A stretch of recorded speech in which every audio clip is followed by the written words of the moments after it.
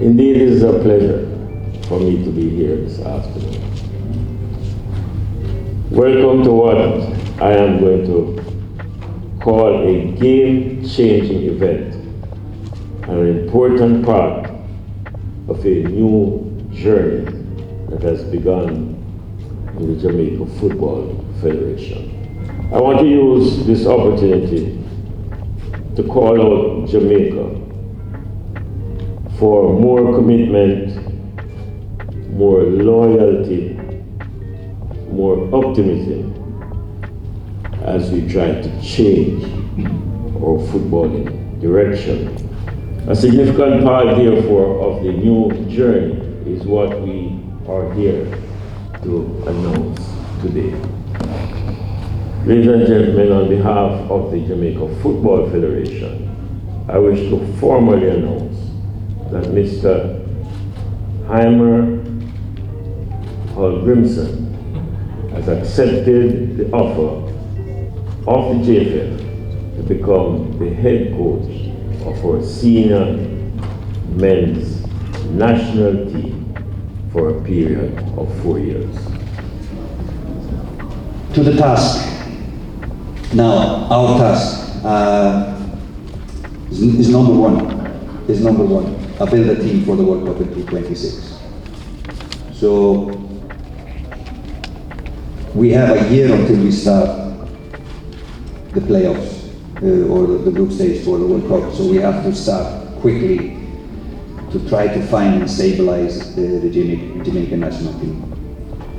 The second job is assisting and improving football locally here in Jamaica, in coaching education and working with elite players. And we are happy to be a part of this and assist in that. But while doing this, we all know that in every match there is a pressure to win, there is an expectation to win, and no coach will survive in his job without winning football matches. So that is just the basic fact.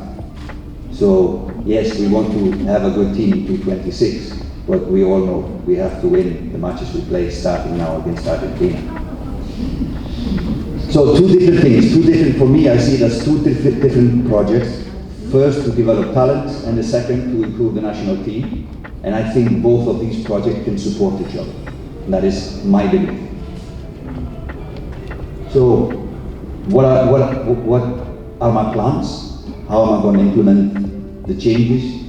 Now, first of all, from experience, I was in Qatar for 3 years. Came there like I thought I was the best coach in the world.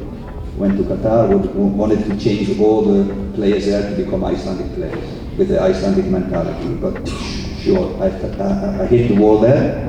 So now I am experienced enough to know that I have to adapt to the Jamaican culture. I have to learn about how you do things here before I start to tell people, all the things, what I want them to do. So I have to adapt first, and then we'll find the compromise. Yes, I have my ideas, how to be successful internationally, but of course I have to adapt to the culture here. And these will be my first month to try to learn as much as possible.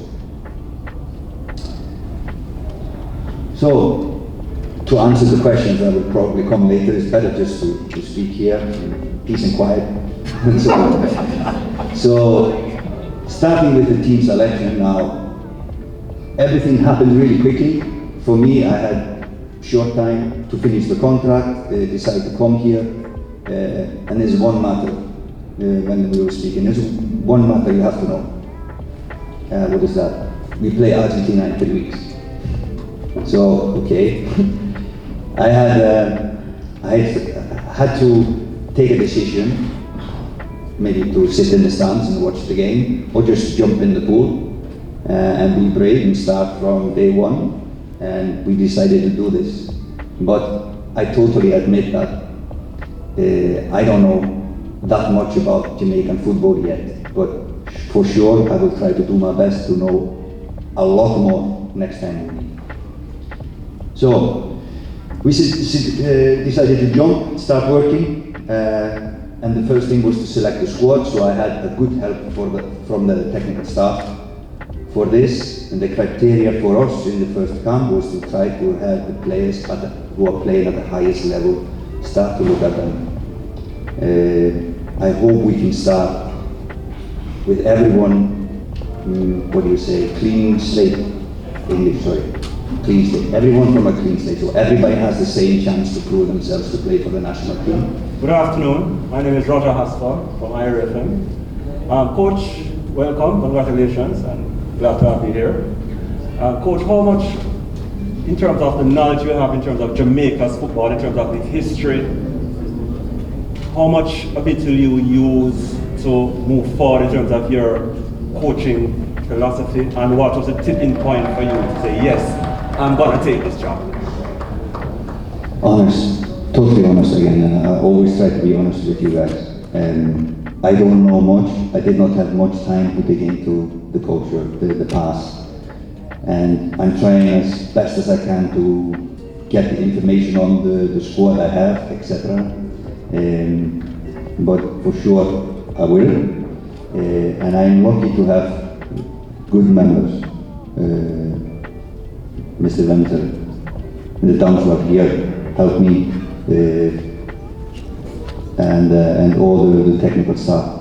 So I rely on them for this task to support me, but for sure I need to do my homework starting from after the Argentina game, because all of my attention now has to be on Argentina.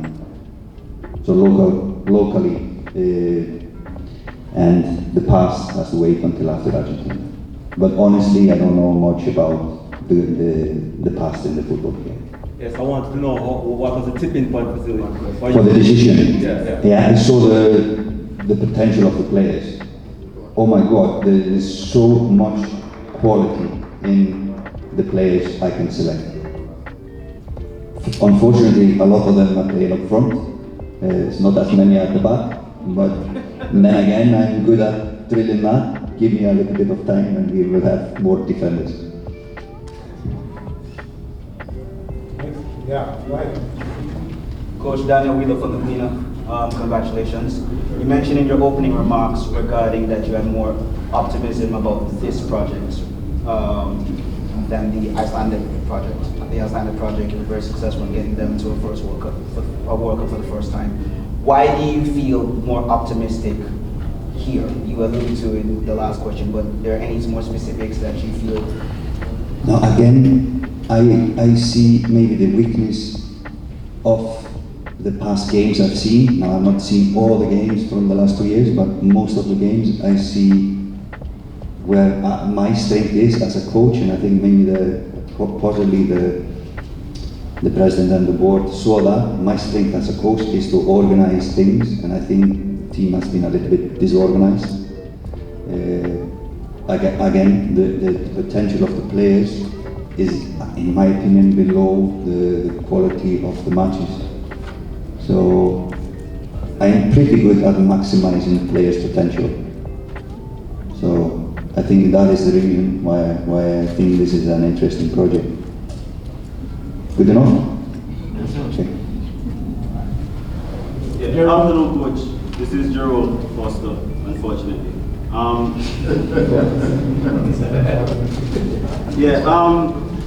Prior to you being here, a couple of former coaches are saying that when previous overseas coaches come, it's almost as if they lock out the local coaches. How much do you plan to integrate local coaches into your plans and philosophy?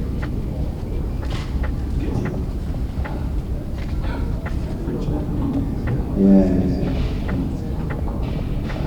As the last sentence again. How much? How much do you plan to integrate them into your plans and philosophy going forward? I hope this will be our philosophy. It's not my philosophy. I hope this will be Jamaica's philosophy. I hope so. And one of the things I learned is when we got a very experienced Swedish coach to Iceland. I was his assistant, and he left all of his knowledge in Iceland, so I can carry that out, build on what I've learned from him. So So he didn't take his computer with all the stuff and went. So I hope I can do the same. Hopefully, if we will be successful, all of the knowledge will stay in Jamaica, and there will be no secrets how we do things, and hopefully we can work with all the coaches here in Jamaica.